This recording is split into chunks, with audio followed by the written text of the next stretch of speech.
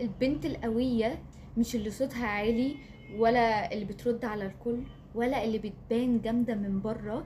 البنت القوية هي لما تيجي تدخل مكان الكل بيحترمها من غير ما تتكلم. عارفة ليه؟ علشان شخصيتها بتتكلم عنها، علشان واثقة من نفسها وبتحب ذاتها وبتعرف تقول لأ من غير ما تخاف، علشان مش بتقبل أقل من اللي هي بتستحقه، وما بتمسحش بكرامتها علشان تفضل في علاقة بتوجعها.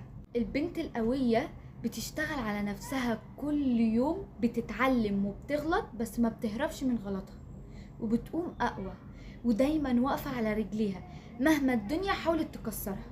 الشخصية القوية مش معناها انك ما تضعفيش، بس معناها ان حتى في عز ضعفك ما تسمحيش ان حد يستغلك. خليكي دايما البنت اللي بتفرض احترامها، مش بالصوت ولا بالكلام الكتير، باسلوبك، بحضورك، بقوتك اللي طالعه من جوه قلبك. ابدأي بنفسك وابني شخصيتك، علشان الدنيا بتحترم اللي بيبقى عارف هو مين وبيقف وقفة حق حتى لو كان لوحده. عشان يكون عندك شخصية قوية لازم تشتغل على نفسك من جوه قبل اي حاجة. والشخصية القوية دي مش ان انت تبقي عنيدة ولا صوتك عالي، لأ، دي معناها انك تبقي واثقة في نفسك وعارفة قيمتك ومش بتتهزي بسهولة. بصي، الخطوات دي هتساعدك تبدأي. اول حاجة، اعرفي نفسك كويس. اسألي نفسك انا مين، وايه اللي بحبه وايه اللي برفضه. ولما تبقي فاهمة نفسك محدش يقدر يلخبطك او يشكك فيكي. تاني حاجة، قولي لأ من غير ما تخافي. ما توافقيش على حاجة ضد مبادئك عشان ترضي الناس، دي مش قلة احترام، دي حدود بتحمي بيها نفسك. تالت حاجة، اهتم بثقتك بنفسك. الثقة بتبدأ من جوه. اهتم بشكلك، باسلوبك، بكلامك، وبالمواقف. اتعلمي من كل موقف بيضعفك عشان المرة الجاية تبقي اقوى. رابع حاجة، طوري من نفسك دايما. اقرأي، خدي كورسات، اتعلمي كل يوم حاجة جديدة.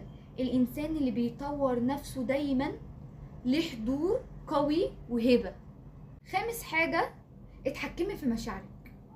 الشخصية القوية مش معناها ان انت ما تحسيش، لأ، معناها ان انت ما تسمحيش لمشاعرك ان هي تتحكم فيكي. العصبية، الزعل، الخوف، كل دي مشاعر طبيعية، بس انت اللي بتتحكمي فيها، مش هي اللي بتتحكم فيكي. سادس حاجة، ما تتهزيش من كلام الناس. اللي بيتكلم عنك ده مش معناه ان هو اكتر جراءة منك، لأ، هو بس عنده وقت فاضي. خلي تركيزك دايما على نفسك مش على رأيهم فيكي. كلامهم ولا هيودي ولا هيأخر. سابع حاجة، اختاري الناس اللي حواليكي كويس. الناس اللي حواليكي يا اما يشدوكي لفوق يا اما يسحبوكي لتحت، وابعدي عن اي حد يقلل منك او يستضعفك. تامن حاجة، خلي عندك مبدأ. الشخصية القوية ما بتتلونش على حسب الناس. خليكي واضحة وصريحة بس باحترام وبهدوء، واختاري نفسك قبل اي حد، وحبي نفسك واديها كل الحب والاحترام اللي بتديه لغيرك اديه لنفسك، عشان نفسك هي الحاجة الوحيدة اللي تستحق الحب والاحترام والتقدير.